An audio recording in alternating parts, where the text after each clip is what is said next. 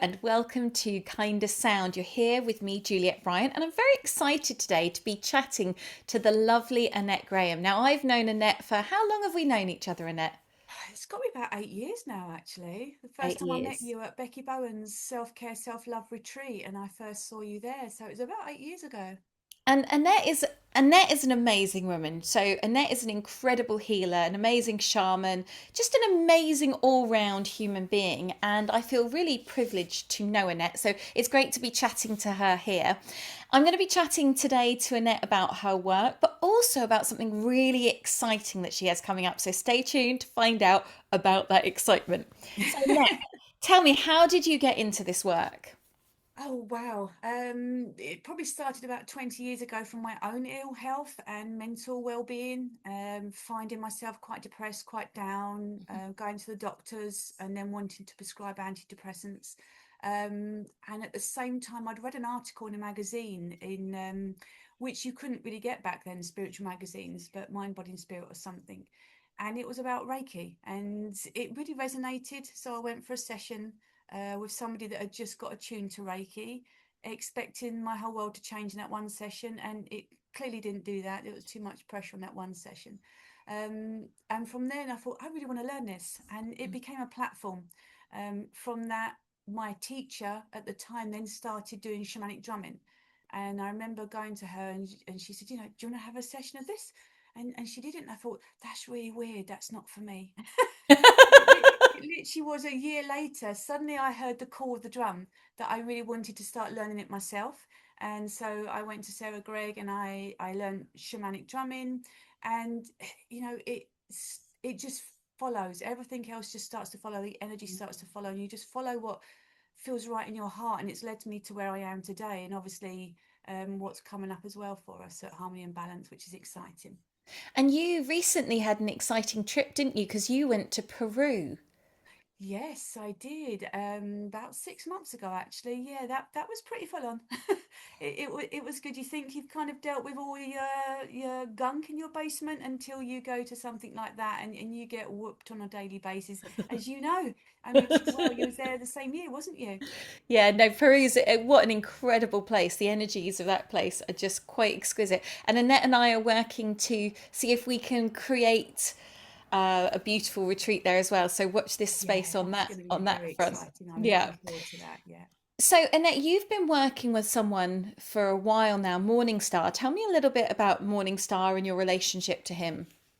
So I first met Morningstar from just hearing about him, from my teacher Stephen at Lendrick Lodge. It's a shamanic training school that I would go to for many years, and he would always talk about Morningstar. He's fourth generation curandero, Apache teachings, and I was always like, "Oh, it seems like it's a lot." And we one day had a Zoom call with him. It was in the time just after COVID, so he wasn't allowed to travel. And I'm very much, I love writing notes. I'm always like an avid note writer. And he came on, and instantly the things that he was teaching just in about a half an hour session just blew me away. It was that the simplicity. We're very good at making things very complicated in healing. Like it needs to be really complicated in order for something to work. And the thing that I've learned most from him, it just really doesn't. Yeah. And so I was really, really excited. And afterwards, our teacher said, if you want, we can get him over here if there's enough of you that, are excited. So we did, and we booked on and we created that course for him to come a year later. It was that year that I was meant to go to Peru with the training school that it got changed because COVID was still quite prevalent there. That they moved it to California, to the Sierra Nevada mountain range, and we was doing vision quests and other shamanic work there. Had no idea what we were doing. I just went, do you know what? Okay, we're not going Peru. Let's do this. And we turned up, and I saw the itinerary, and I saw there was two elders that were going to be teaching us either side of the vision quest, and the second one was Morningstar, and I was like, oh my goodness, Morningstar's going to be here. I'm really excited to meet him in person.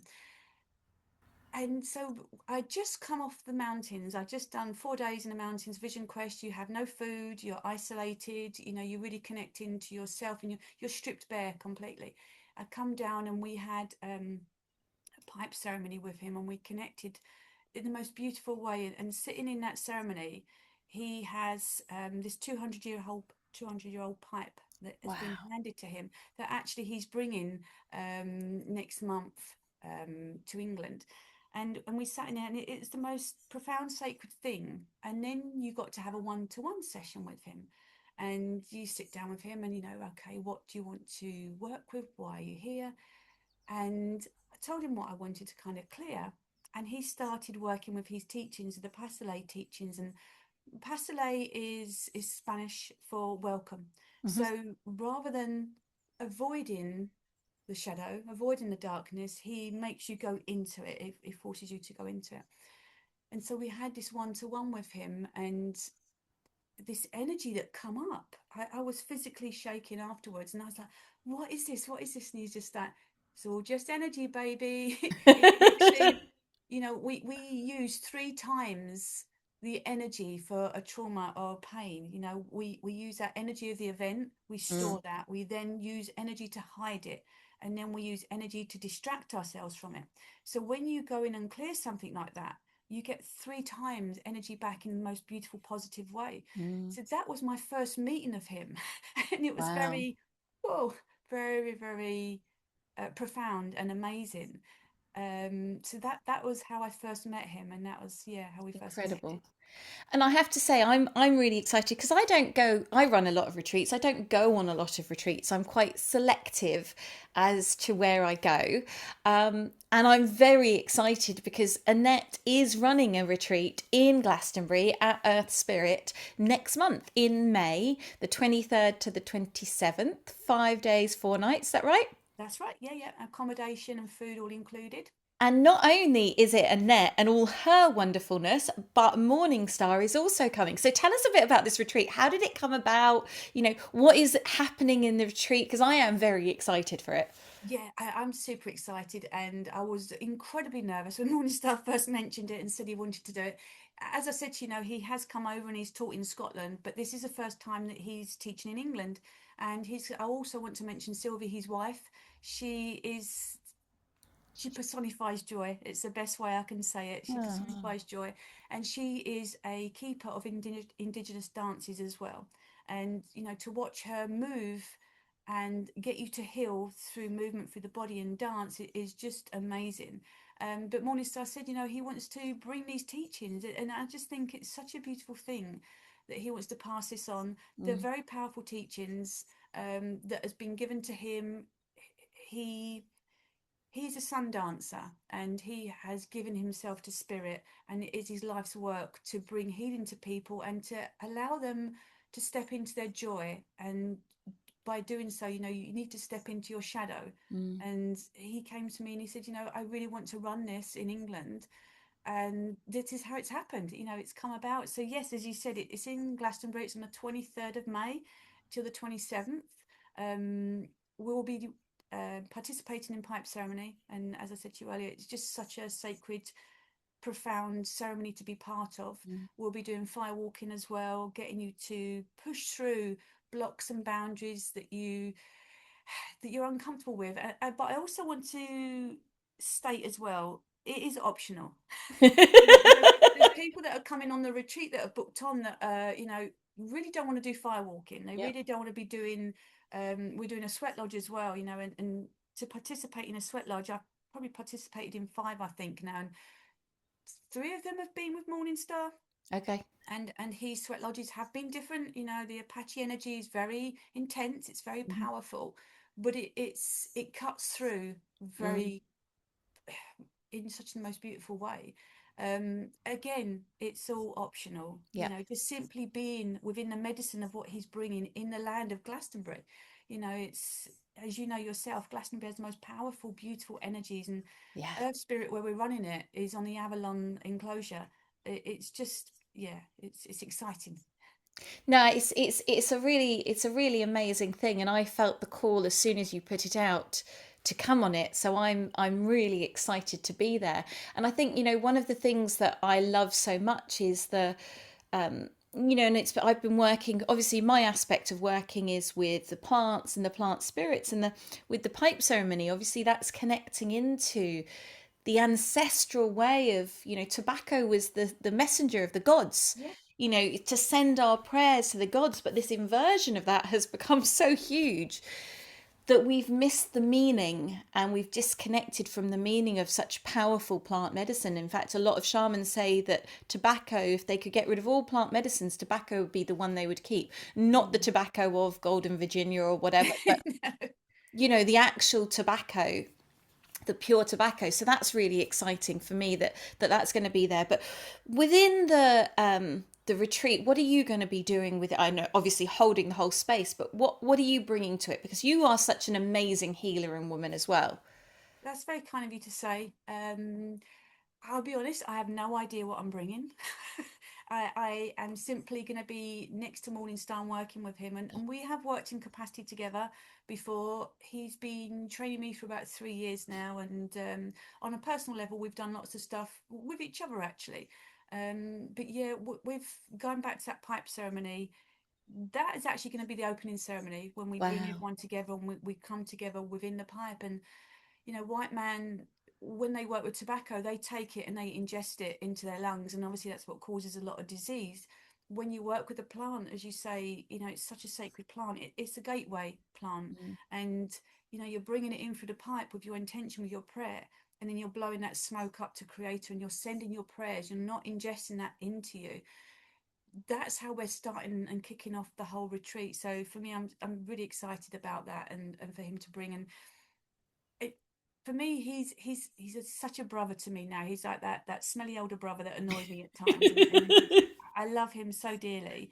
And I forget who he is, and then when he starts to talk in ceremony and he starts to work in ceremony, I just get blown away by what he carries, the teachings that he carries, the wisdom that is in him, the experience that he has. As I said to you, he's a sun dancer, and sun dancers predominantly are chosen by the elders. They're chosen to take the prayers for the village and for people that ask for them. They're in ceremony for 4 days. They sweat lodge, they fast, and then they have their skin pierced and they're hung from their skin onto the tree, in the hot sun, until that skin breaks and they fall down and a prayer is taken up to Creator. And he has sundanced multiple times, and he carries. I remember watching him. We walked into a pub once. There's such a gentleness and a grace and an authenticity about it, but the power in that is beautiful. And you see so many people now are wanting to have titles. When I see people call themselves shamans, I get quite uncomfortable about it, or they call themselves a master or something. And it's about becoming nothing and no one. Mm. And he is that person. He by his own admission, he's flawed. He's completely authentic, and that's what I love about it. He doesn't try to pretend to be something else. Yeah. What you see is what you get, and his heart is so huge, and he is there for you. And every person that comes there, he cares for that person. And I've seen it firsthand multiple times. I can give you so many references, reviews, or conversations with people that have sat with his medicine, and it is powerful. Mm. And for many people, they might fear that power, but Yeah. actually, they're only fearing their own power. Their own shadow. And it's when you go into that shadow aspect of yourself that you can start to find your true joy. Mm. When you turn inwards and look at clear your basement out, your emotional gunk that we Yeah. have sitting there, that you start to just laugh at yourself and Mm. not take yourself seriously. And he doesn't take himself seriously. He really doesn't. That's so beautiful. And tell me more about the dance. That sounds so amazing. Dance, I'm uncomfortable with, can I say? Oh, I love it. It's not my thing. And I remember, like, years ago when I started doing shamanic courses and things, and then they'll get you up and you've got to start dancing, and a big groan will come up inside me. It's my shadow aspect, to be seen, to be watched, and feel like I'm being judged, but that's because I was judging myself. And then Sylvie comes along, and it's like, right, we're doing dance, and like, oh, I want to do the heavy stuff. I want to do Morning Stars stuff and everything else. And she teaches you to dance, but with the way she teaches you, you're connecting into this ancestral lineage. You're connecting into this energy that is just so powerful that you don't realize you're doing it, that you start to shift and move things that are Mm. stuck within us. And by doing so, she teaches you that it's not about the outcome. It's Yeah. about the participation. It's about falling down and getting back up again and getting it wrong and then trying again. And each time you do something and you make mistakes, we'll laugh about it. Yeah. And then I remember we were doing the Apache war dance and she was teaching us this, and it was just such a powerful thing. We were then in the outside circle. Then she went inside the circle and she put these ankle cuffs on that had these seeds and they had these skulls. And she wears them for dance when, she's lifting that energy up. Mm. She started dancing, and I remember watching her going, and I said to Morning Star, I've changed my mind. I want Sylvie to teach me from now on. Because the way she moved and pulled the energy up of the earth, pulled the energy up of the ancestors, and you see it just go through her.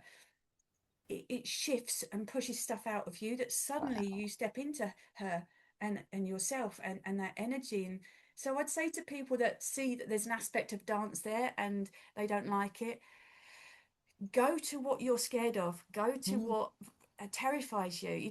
Even today, I am not somebody that likes doing these video things, and I can't teach things and say go into your shadow, be the buffalo, go into the storm, and then not do it. Yeah. So when you've done it, one of the teachings that he gives you is, when you've done something that terrifies you, is to go into a mirror, look into your eyes, and say, I've survived the darkness and I'm still standing. Love The that. more that you Yeah. go into your shadow, the more you go into the things that make you uncomfortable, Mm. it becomes a superpower. Mm. You disempower that thing that has a control over you, and suddenly you feel so free. And dance does that. And I never thought Totally. I'd say that. Amazing. I love it. Dance really does. In my Wild Women retreats, we do a singing exercise, which has a similar kind of thing where we free our voice. And the amount of people who've been like, I don't like that. I don't Yeah. want to do it. I don't, and those groans like you were talking about. But then, not necessarily the first time, but after a few times, the amount of people I've had emails from saying, I can't believe what that did. I can now get up on stage and speak, or I can go and sing in a field, or whatever it is. It's that freeing of ourselves. Society constricts us so much. I think, especially, well, no, for even men, especially men with dancing, actually, but this pressure to conform, to know that we're being watched, where actually it's not about that. It's about that freedom of expression, and it's moving the fascia of our body. It's releasing, it's connecting. And I've always loved that, like just going wild dancing and not giving two hoots what I anyone haven't. thinks. I just go mental. I literally go a bit mental when there's like, because something takes over me and I know the way I'm going to feel, the way I feel in that moment of just that pure release. And then that massive connection that comes from that is, And I it's think, who we are. I think for me, it might be past life. I think I might have been a bit like Sylvie doing it in another life. And that's why I have such a love for it in this one. Yeah, but the more you do something, the more you step into that shadow, the more that you step into something that makes you feel uncomfortable, or even if it doesn't, and like you get such joy from it. Like you say, your body moving is shifting and moving out that trauma, Yeah. that stored stuff that we push down in every organ, in every cell of our body. It comes up and it feels so free. I used to be a bit of a functioning alcoholic at one point, and I could only dance if I had alcohol in my Mm. system, and then I danced like Beyonce. I was amazing. But then as soon as I stopped drinking, I would find myself a bit uncomfortable and really wanting to get up. And I remember I would watch people, when you do a lot of these retreats and things, Mm. like you're up there, you're dancing. I'd be sitting there thinking, how are these people doing this? How are they able to be up there and feel so free? And I would have conversations with people, and they would say, no one cares. Yeah. No one cares. It's only you judging yourself. So bit by bit you move your body and you allow it to come through. And you know Sylvie has this way. She's a high school principal, and that is her main job. Wow. So she's wonderful with children, and that includes grown children that want to sulk and not dance. She has a wonderful way of encouraging you and just pulling that child energy that we Yeah. know. We've all forgotten who we are. Our Mm. essence, our child essence. We our birthright is joy, to move, to Totally. dance, to feel free. And she has this way of pulling that out of you. And, she'll be bringing that. And it's between Sylvie, who is this joyful energy, and Morningstar, who's very, this grounded, heavy energy. And I say heavy, I mean it in the sense of what he brings, the teachings, it's very powerful and just cuts through you. They have such a beautiful balance between them, they really are. And it's like being in the presence of your most beloved parents or grandparents, where you feel completely safe, nurtured, held. At the same time, you've got these powerful teachings that are coming through. The curandero medicine is just, it's just beautiful. It's just beautiful. And the things I've been taught, and going back to the original conversation, the simplicity. Yeah.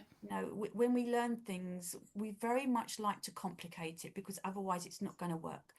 But actually, it's the most simplest thing. And I've caught myself so many times saying to him, "Is that it? That can't be it, surely." And he said, "Can make it more complicated if you want, if you feel that's what you need to do, but no, that's it. It's that simple. It's, Love it. bringing that trauma in, Yeah. and facing it, and you disempower, and Mm, it becomes a superpower. That suddenly, anything that comes at you, whether it's someone else's projection, whether it's something that comes up from your childhood, whatever it is, instead of pushing it away, using 3 times a lot of energy. And you mm. find a lot of people are exhausted from doing that, by carrying this trauma around, bringing it in, suddenly you disempower that and you free yourself. Love it. That's so beautiful. I remember when my oldest boy was 3, I trained in Sekhem, which is an ancient Egyptian form of healing. And I was 6 months old when I was doing my master teachers, and he was sat on my lap during the attunement feeding. Anyway, when he was about 3, my father was quite unwell, and he went over and he just put his hands on him and he said, "Sending pop pop healing." And I said, "Oh, that's nice." And he did it for about 30 seconds and he went, "All done." I said, "Oh, why don't you do it a bit longer? I don't think he's done, And he looked at me and he went, "No, it's all done," Yeah. and walked off. And I remember in that moment having that thought, and it came up when you said about simplicity of, we think that things have to be complicated. We think they have to take a long time, but healing can be instantaneous if It we is. choose to make that shift. It's Mm. that choice, isn't it? Time is not linear like we've been taught to believe. No. So, when I was first taught to do soul retrievals, power retrievals, extractions, it was a process. You have to shake to get into an altered state. You have to go off and journey. You have to do this, and you have to, and it was, you're talking 30, 35 minutes, and then you need to kind of create it into a full-on treatment. I could like say that sounds very egotistical. The way I've been taught now with Morningstar, seconds. It's literally, and it's that instant thing, because time is not linear. Yeah. You can expand it, and everything else, and you can just simply just pull something from where it needs to be, blow it into that person. And obviously it's not as simple as that. There are other aspects to it, and I wouldn't just say to people, go off and do that. um but it is that simple, Yeah. in the sense of, why do we overcomplicate everything? Yeah, totally. Mm. So it's been so nice talking to you, and I'm so excited about this retreat. So, can you just give people the snapshot details, how they get in touch with you, and yeah, when, where, all of that? At present, I've got a website that's been updated, so hopefully in a week's time there'll be a book now aspect on there. But if they want to contact me, I can we attach a telephone number and We an can. email address on this, so they can contact me direct. I will give them booking details, contact form, and go from there.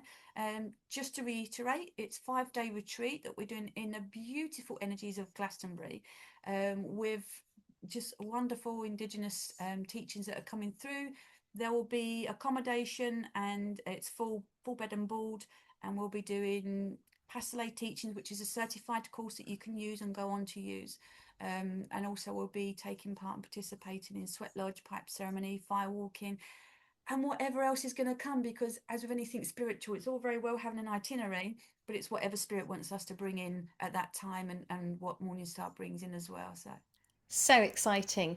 So, thank you so much, Annette. And also, how can people reach you if they want to know more about your work and what you're doing other than just this retreat? you can go on my website, which is www.harmonyandbalance.uk. Again, there is details that will be attached to this, Mhm. so my telephone number or email address. So that's the best way to do it. There's lots of workshops and things that are in the making for the rest of the year as well. do a lot of womb work and working shamanically and running workshops there. And like I say, we're also in the midst of creating something special as well, which is exciting. So looking forward to that collaboration with you next year.